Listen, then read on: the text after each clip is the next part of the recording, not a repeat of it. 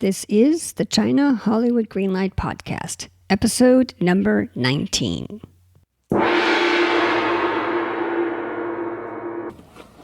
And rolling sound. Quiet. Here we go. Ready.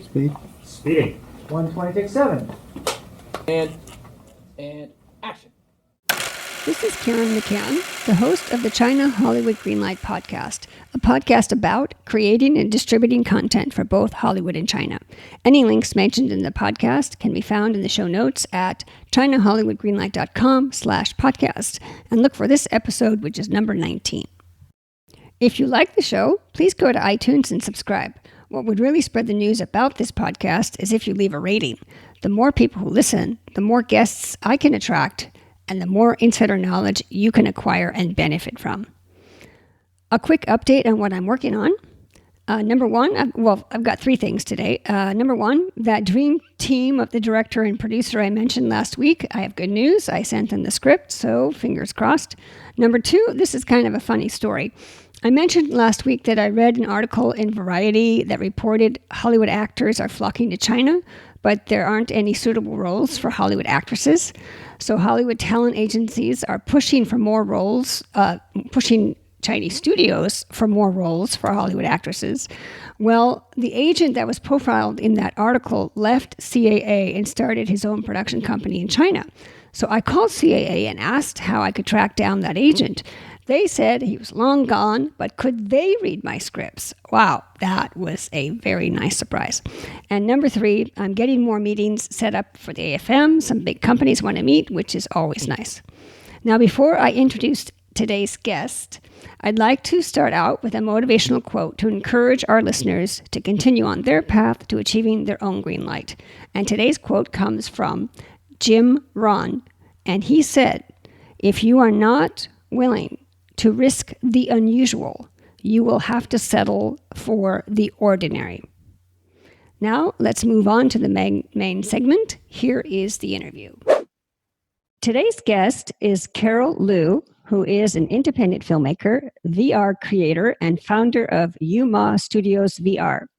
The original films she has written, directed, and produced include the award-winning documentary Restoring the Light, distributed by Canopy Films, Cinema Guild, and Amazon Prime, and the screenplay Leftover Woman, which was the Writers Guild of America Festival pitch finalist.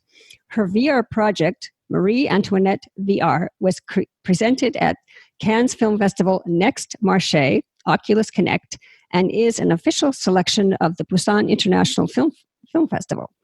Carol has extensive experience working internationally in China and Europe, and has been interviewed and profiled by the Los Angeles Times, Time Out, China Central Television, among others. She holds a BA from Stanford University with an MFA in film from NYU Tisch, is an inaugural fellow of Oculus Launchpad and Google's Pilot Jumpstart program.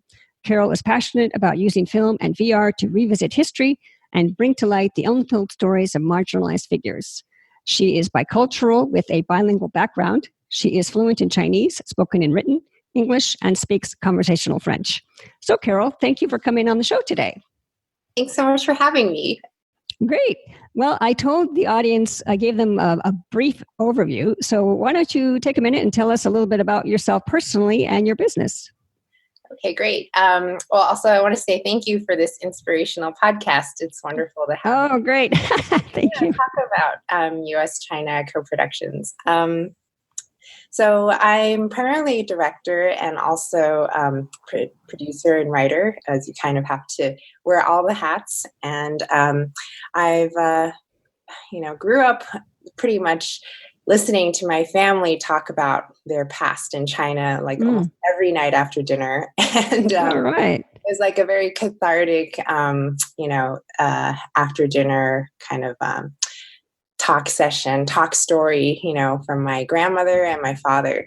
And I just remember growing up in Los Angeles, the stories of China that I encountered from my family were in such diametric opposites with the reality of life for me, growing up in LA. And I just, it was a very formative time where, hearing all about China, and then living in America, it just created this desire for me to catalog these stories, to remember them, to somehow do something with these stories one day. Perhaps as a filmmaker. And the idea of becoming a filmmaker didn't really lodge in until a little bit later in high school and in college, when I realized that just my love for writing, art, photography, all of it could come together quite nicely in filmmaking. And also growing up in LA, we went to the theater a lot, I should say. Of course. Yeah, and it was because growing up when my dad was young, he could not he could not go see the movies in Shanghai. And so when he moved to LA, he was just so, it was like he went to the movies with a vengeance, Right. Every weekend we would go see something. And of course, a lot of the movies were, mainstream blockbusters, action films, a lot of action films, because he's a guy, Right. I like action too. Yeah. I mean, I do too. But when I got to NYU, my world really opened up with film, because I got to see, they make you see 100 films from around the world even before you arrive. And those movies really just opened up the world of movies to me even more. So, it was kind of this childhood of sitting and living with these Chinese stories, and, my own discoveries, in college and growing up, in terms of researching more of my own history and learning more about China, that I really, started to have this desire to become a filmmaker and to tell the Chinese stories that I feel have not been represented widely in the world today. To work on these myself. I think you sort of answered my first question, which is why do you want to enter the China-Hollywood film and TV market? And obviously, your background, your Chinese background, plus living in America, especially right now, there's so much excitement about the China-Hollywood film collaboration. Is that another reason why perhaps you really want to focus on the China stories? Yeah, it's funny. It actually has nothing to do with that. I feel like it's been a passion of mine since growing up. And, it's all of a sudden now it's like, I remember in 1995, I saw this amazing, I think, article, it was actually a whole magazine dedicated to the opening up of the Chinese market. And this was in all different aspects, not just film. Actually, film wasn't even mentioned probably. And I was just so proud and happy that day to see that magazine, because I was like, good. wow, finally the world is paying attention to China. And so this has been something that's been with me, forever. But now I think, a lot of people are interested because of the market, because of money, because of, just the billions of people that need to be, served. So, but that's been less of a thing for me. It's just simply because of my, heritage. And also I lived in China for almost 6 years, from 2008 to 2013. And that was really an important time for me to, live and breathe and be in China, and to really, keep up to date with that period of the opening up of the film market in China. Well, how, I know you mentioned in the bio, you're a filmmaker, you're a writer, you're a producer, you're a director. Now, obviously, no 2 days are the same, but could you tell the audience, what are 2 or 3 main tasks you do on a, quote, typical day? It varies, of course, depending on what phase I'm in. Right now, I'm in development on several film projects and VR projects, so it's a little bit different. I actually split my time between LA and San Francisco. So I, luckily, because, my family's in LA, I can go back quite easily. 2 weeks out of the year, 2 weeks out of the month, I should say. And then 2 weeks out of the month, I'm in San Francisco. And I find that when I'm usually in LA, my days are pretty packed with meetings, because I'm just going all over town, pitching and meeting and, getting to know whoever is interested in the China market or working on projects, regarding China, or VR.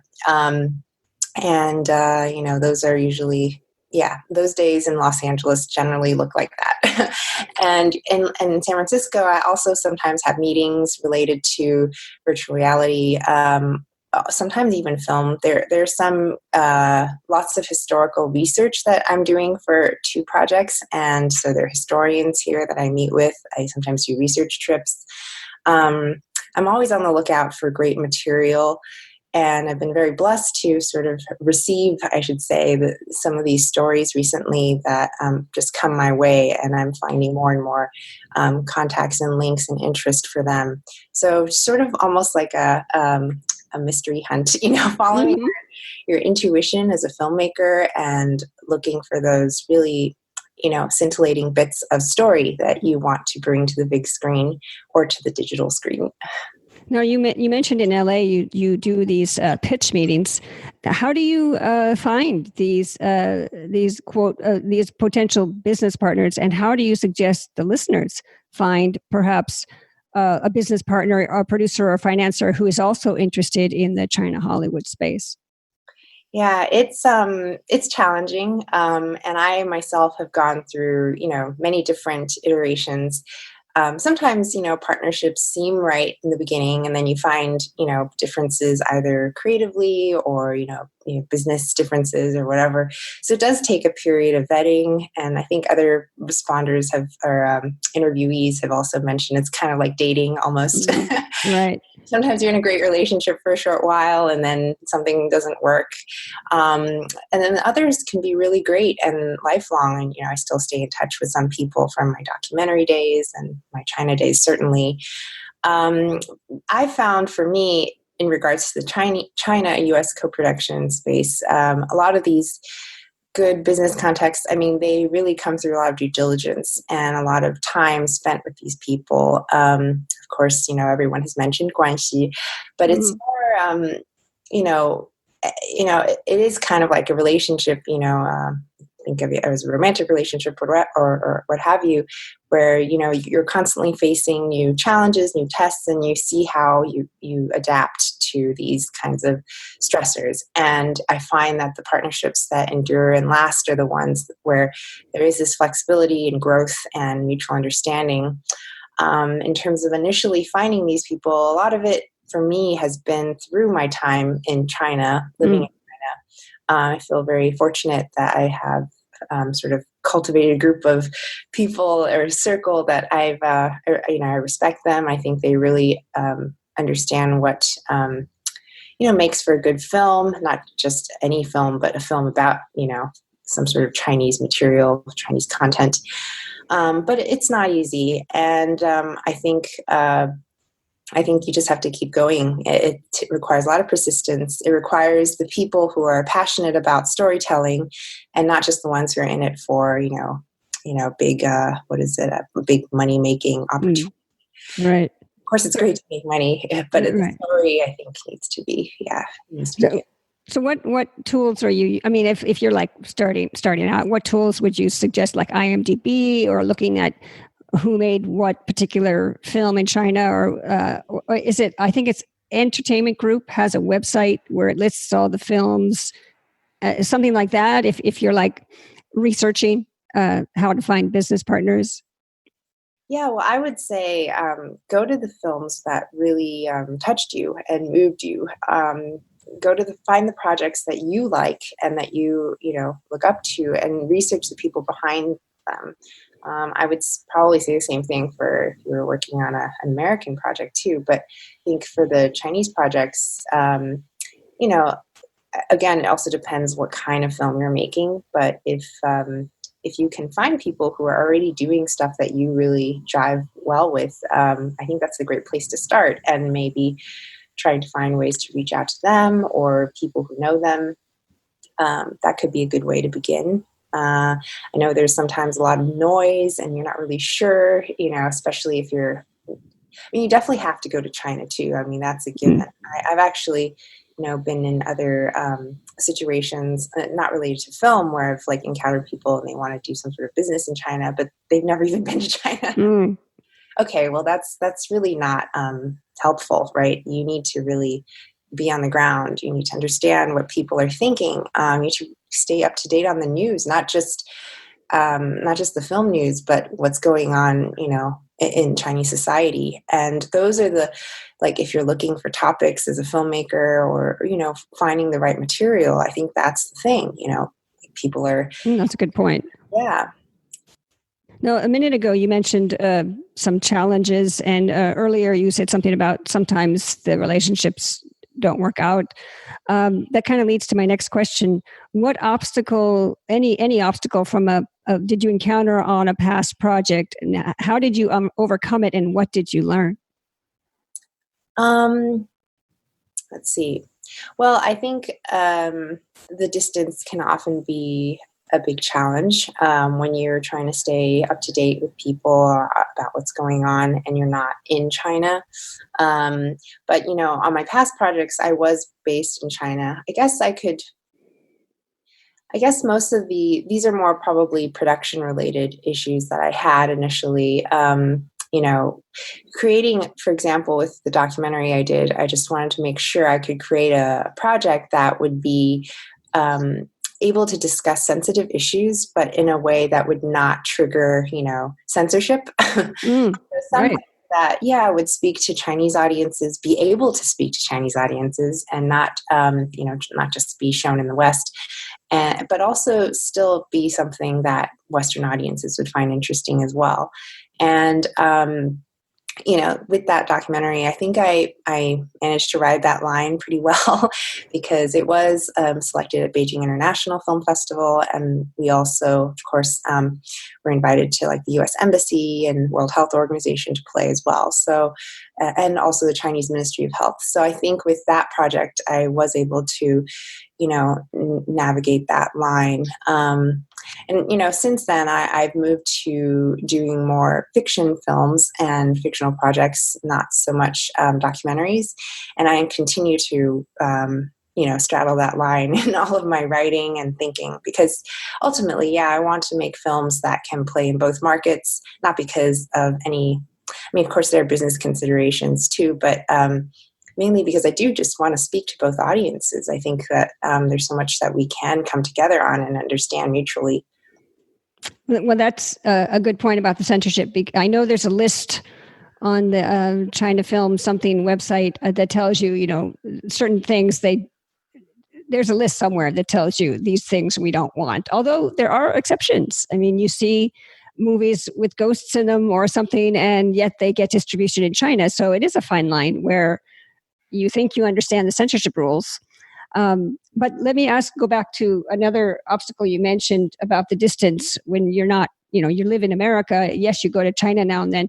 Is that the way to overcome that obstacle? You go to Chinese film markets? Well, I think building the relationships with the people directly, certainly you can start from a film market. But I think you need to really spend time with that person that you've met, let's say at a film market, and really get to know their taste, their way of working, a lot of these things before you can, feel like you're actually having a productive, fruitful relationship where you can work together, I'm not sure. I hope that helps. Yeah, I just, obviously it's the guanxi, you need to have more than just one meeting. Hopefully now with Skype or these voice over the internet, hopefully you can do some video calls as well, not just having to get on a plane every time you want to talk. Now, you mentioned those challenges. Let me move to the next question. If you could magically solve two current challenges or problems, what would they be? I think transparency would be really helpful. Oftentimes with the box office, a lot of these metrics, we can't really know what's actually going on with particular films. This is from a much higher level, business standpoint. I think that would help ease a lot of concerns working in China for many Western companies. And it also would make China, more of a competitive place. I think they need to, I can't dictate, obviously, the government policies, but certainly opening that up would be really helpful. and a willingness, I think, to, embrace, I guess I shouldn't even call it riskier storytelling, but just more honest storytelling. I think the censorship does really hurt a country because, through films, through art, it's really the way that we can process our existence. And it's almost a form of catharsis that the country needs to go through.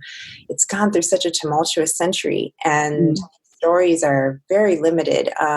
When they do crop up, they're usually, in these independent film festivals in the West, and no one in China really gets to see them.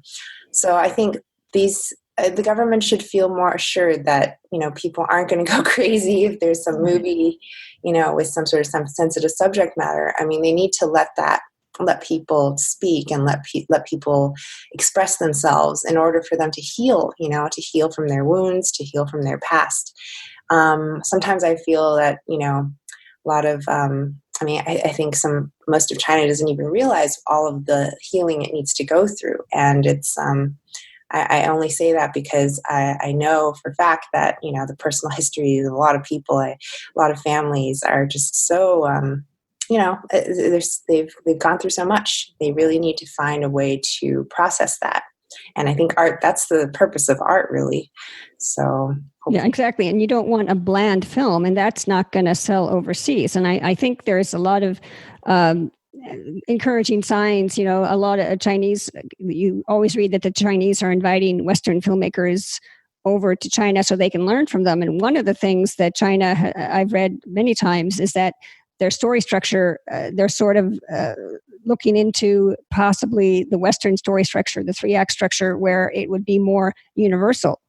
And that's an opportunity. But back to one of the challenges you're magically hoping we all magically hope it fixes, somehow it gets fixed, the box office metrics. Is there signs in China that is going to be more regulated, that you can actually get correct box office numbers?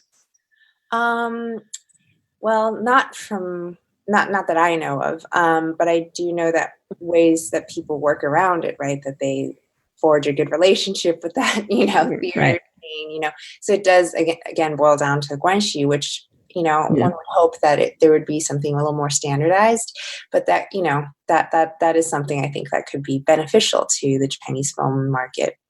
Right. Now, you mentioned you're getting more, moving a little bit away, or not away, but you're doing more fiction now, which leads to my next question. What sort of future projects are you hoping to make? A film or TV? What's the genre, possible budget range? And what do you think the Chinese studios are looking for? Oh, okay. Let me try and respond to all of those. One thing, maybe I'll start with the Chinese studios first. Okay. I think that there's a lot China also needs to be proud of in terms of its history and heritage.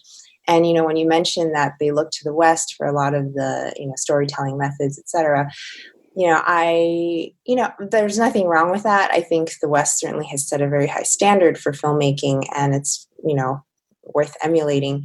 But I also think that I think sometimes there is this tendency for China not to be as certain or sure of a lot of its own traditions. And I would love to see more of that, going back to its roots and really finding more of the value of its own storytelling heritage in, films that they may be producing.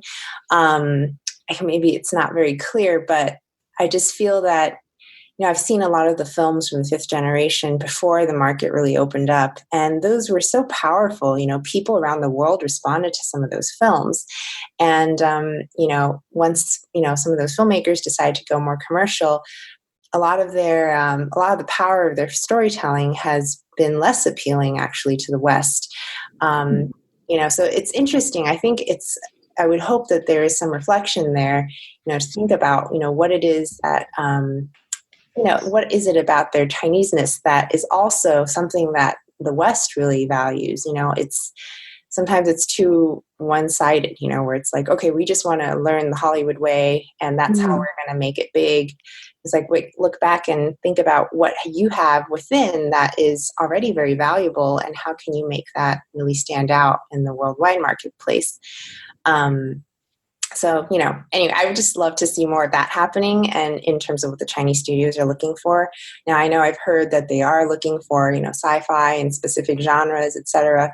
But again, it would be great to see them do more digging and self-searching, thinking about what they can offer of value, and from their own inherent traditions. So sci-fi, I know it changes every year, but sci-fi, anything else?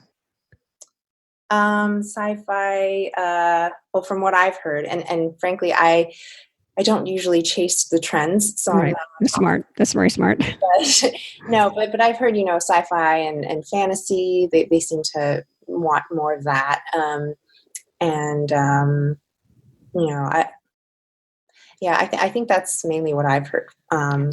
Well, you've given me an idea. What, for example, you say that the Chinese studios, perhaps they have their own history of good stories. Maybe if there is a Western producer or writer out there, maybe an opportunity for them would be to start looking at some of these Chinese IP and maybe kind of get a jump on that. And when you go to China, try and mutually develop something that is from a Chinese perspective, and yet it kind of mines their own rich storytelling history. And if you get what I mean, it's like maybe that's an opportunity here where there's so much Chinese literature out there that Americans or Westerners aren't really familiar with. If they're looking to collaborate with the Chinese, maybe that's a starting point, is kind of go back into the Chinese IP history and see if there's anything worth developing that they could work on together.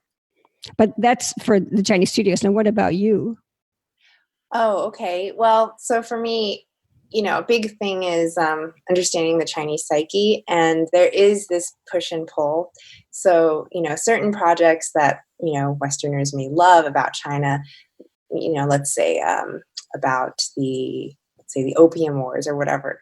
For the Chinese, it's like such a moment of humiliation and shame, and like the past and the history of the past, like all of that to them is more of a burden than it is something to be proud of. And I find it very interesting as an American, because I have been working more internationally, either in China or in France. Even in France, like I've been working on this VR series about Marie Antoinette. And it's actually a very revisionist look at how history has misrepresented her and portrayed her incorrectly. I mean, all we know about her today is like she was like a Paris Hilton of the 1700s. She said, "Let them eat cake." Right? Analogy. Yeah, but it's actually very far from the truth. She was quite religious. She, in fact, she was blackmailed. There was like a 2 million silver leaf diamond necklace that everyone claimed she, purchased and which bankrupted the Navy. But it's actually, there's a history of misrepresentation, especially of women in power. So it's very interesting to go back and look at some of that. And it's very relevant today to this whole Me Too movement and Time's Up movement. So I've been looking at that. Yeah, and I'm sorry, working on that project. And there's certain parallels too, in a way, with both France and China. When I'm speaking to some French people about Marie Antoinette, they're like, "Well, I don't know, why are we making anything about this period of time?" It's like, to them, it's like so, far in the past. It's not important. It's like it's like a burden more than anything. Uh-huh. Yeah. But yet to, Americans, to other Western film, markets, like this is a great topic. And, I know in China, they would be very fascinated to learn more about Marie Antoinette as well. So it's interesting. I think when you said, writers could probably go to China and work on some Chinese, heritage projects, it's challenging. You have to kind of understand the psyche, where they're coming right. from. Yes. Find the right topic, right? So it's hard, but so for my future projects and my current ones, I am looking at that. I'm looking at for the historical ones, I'm looking at topics where the Chinese are not victimized in them, and finding, or if they were, finding a way to tell the story where it's more about the hope, about the about overcoming the struggle versus, oh gosh, like we're just struggling and it's tragic. Because actually part of the fifth generation, a lot of their stories are very tragic because of that dark period. And there's this backlash now where people don't want to make those because it's like, oh, it's just always bad news. It's always like sad stories, and they don't want to see it anymore. So you kind of have to find a good balance between the two, I think, as a storyteller. It's funny. You just reminded me of something I read the other day, and this is like a wild idea, but who knows? Maybe someone out there can go and run with it. I was reading about how one of the major studios, they all have these lists. American studios have these lists of stuff that is in the public domain. And I was Warner Brothers, who I forget the man's name, but he was an executive, and he said, "Oh, Sherlock Holmes, that's in the public domain. Let's make a new movie and let's revise it." And it became a huge hit. And I'm just wondering down the road if China ever, of course, it would be in Chinese, so there's the language barrier. But if down the road, if China ever has some kind of, maybe there is a list where there is some IP property that's in the public domain. That's just a wild thought. I just thought I'd throw that in there. Anyway, let me move on to kind of a esoteric question. If you could do your career over again, what would you do differently? I actually don't have any regrets about my career and my life. I think there are a lot of That's good. Yeah, I think you go through a lot of things in life because you have to, and you're sort of where you are, because of what you went through. And certainly there were mistakes. I could have shortcutted and done a lot of other things better, but I needed to go through those learning lessons. And it's been a very rough few years for me personally for my health because of mercury poisoning that I had. Yeah, living in China. Oh wow. I know. So I'm actually going through that right now.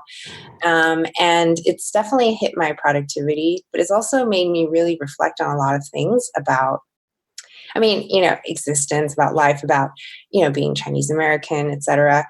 And, what my health situation means for all the millions of people living in China, Right. like just so much to gain from every experience in life. So I try to really see it that way and, really embrace what comes. So yeah, I don't really think I have any regrets. I did regret for a long time that I had stayed in China for so long because that's why I got more and more sick. Oh wow. Yeah. Interesting. Yeah. But, now I realize I kind of needed to go through that, not because, I'm a glutton for punishment, Right. but, I, for example, I met some wonderful people. There is a great network that now I've kind of developed from all that time I spent there. And also, a lot of these family life situations, there's a lot more I don't need to go into, but they've now become just the material for me to express myself as a filmmaker. They've given me a lot to work with. So, yeah. Well, that's a very good story, and that is sort of, if that could be translated into some socially some kind of film where, like Dying to Survive, where they made a film about the expensive cancer medicine, and it turned out after the film came out, the government's like, oh yeah, maybe we better lower the price of these very expensive medicines because people are dying. And this film really launched that initiative. So definitely, you personally have this story, which I think needs to get out there. So think of that for one of your future projects. Now, let me ask you just a couple more questions. What skills or talents are essential to being effective at your job? And let's say producing, because directing is a bit individual. And writing is a bit individual, but let's say producing. Okay, well, yeah, I think, well, in this respect, producing and directing are similar, but being able to impart a vision to people, I think that's very important for both. Enjoying the company of people, of other people, I think is also very important as a producer. because you're always, you're always presenting yourself. You're always working with people. Screenwriting, you might be more solitary, and Right. that would be great. But yeah, I think it's quite essential for a producer to enjoy the company of others and to enjoy sharing your vision for a project. And I guess that would also go for a director, but as well. But in the producer side, I think it's more of that with the communication, with the people, social skills. I think it's important to, I guess, harness more of that for producing. Right. Now here, this one next one is kind of a trick question. What question did I not ask that I should have? I thought you had all really great questions. No, thank you. I did have, some of your questions beforehand. So I think you really covered all the really good topics for U.S.-China co-production. Oh, thank you. Thank you. Yeah. Now, just one last question. What advice can you give those aspiring to tap into the China-Hollywood market? I'd say try to have an open mind, not to have any preconceived notion of what something should look like, what China should be like, what the US should be like. So this message goes for Chinese producers trying to make American, productions as well. Mm. Really try and stay current with the how people are feeling, and what struggles might be happening on the ground. In terms of finding the right story material, and just learning more about how people do business on the other side. Yeah, good point. Now, in conclusion, is there any social media details or website links that you'd like to share so the audience can keep track of your progress? Sure. Well, actually, I didn't really talk much about this other project. It's called Leftover Woman, and Chinese-themed romantic comedy about the women who are over the age of 27 and not married, and how they struggle with a lot of social stigma and pressure to find themselves in the midst of all of the expectations for a more traditional life of being a wife and having kids. At 26? So after 27, if you're 27. You're called a leftover. It's just ridiculous. That is pretty young. It is. And it's a phenomenon happening around the world in a lot of developing countries where women are more educated, self-sufficient, and they just don't really fit into that old, norm of, I'm just going to be 2 steps behind my husband, have the child, and, take care of the family. I mean, how can women survive? How can they find their own identity, right? In the midst of being something to someone else, like a daughter, wife, sister. Right. Yeah, it's that's kind of what the story is about. It talks about 2 women who go through this. So that project is completed screenplay. You can find out more about those themes and topics, I guess, on the Facebook page. It's facebook.com/leftoverwoman. And then, very proud of where we're going with the Marie Antoinette VR series. We had a demo that was screening at Cannes, and it will be screening at Busan very shortly. You can follow that progress also on Facebook under Marie Antoinette VR, or marieantoinettevr.com can also link you there. So, and I do upkeep my LinkedIn at Carol Liu Films. That's my handle. So feel free if people want to tag me or follow my news on there. It's a great place to start. Great.